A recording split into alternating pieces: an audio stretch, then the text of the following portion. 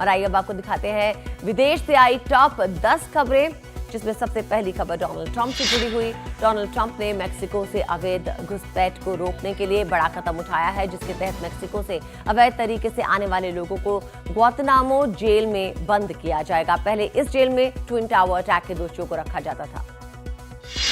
Israel और Hamas के बीच चल रहे युद्ध विराम के तहत उत्तरी गाजा लौटने की मांग कर रहे फिलिस्तीनी बुधवार को भी सलाह अल दीन सड़क पर लंबी कतार में इंतजार करते नजर आए। शुरुआती 6 सप्ताह के युद्ध विराम का उद्देश्य युद्ध को समाप्त करना और 7 अक्टूबर के हमले के बाद से हमास द्वारा रखे गए दर्जनों बंधकों को रिहा करना।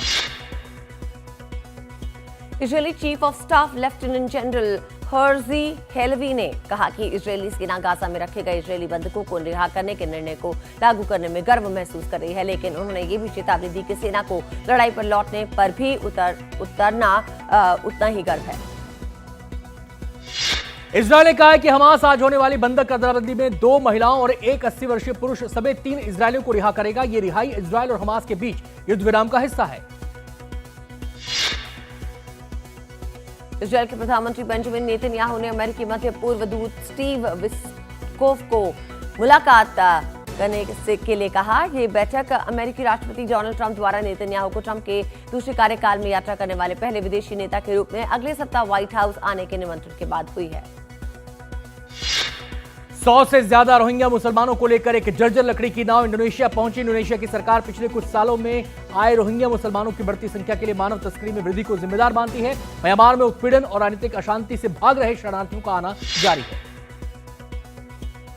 जर्मनी की संसद में माइग्रेशन रोकने का प्रस्ताव पारित हो गया है। इसमें शरणार्थियों के जर्मन सीमा पार करने पर रोक लगाने की मांग की गई है। ये प्रस्ताव 348 मतों के समर्थन और 345 मतों के विरोध के साथ पारित हुआ, जबकि 10 सांसदों ने मतदान में हिस्सा ही नहीं लिया। सर्बिया के हड़ताली छात्रों और इंजीनियर्स ने बेलग्रेड में सर्बियाई चैंबर ऑफ इंजीनियर्स भवन तक मार्च किया और पिछले साल नवंबर में सर्बिया के शहर नोवी साद में एक रेलवे स्टेशन पर हुए हादसे में 15 लोगों की मौत पर शोक जताते हुए 15 मिनट का मौन रखा। सर्बिया के प्रधानमंत्री मिलोस यूचेविच ने 28 जनवरी को अपने पद से इस्तीफा दे दिया है। यह इस्तीफा उनके खिलाफ 3 महीने से लगातार हो रहे प्रदर्शनों के बाद आया है।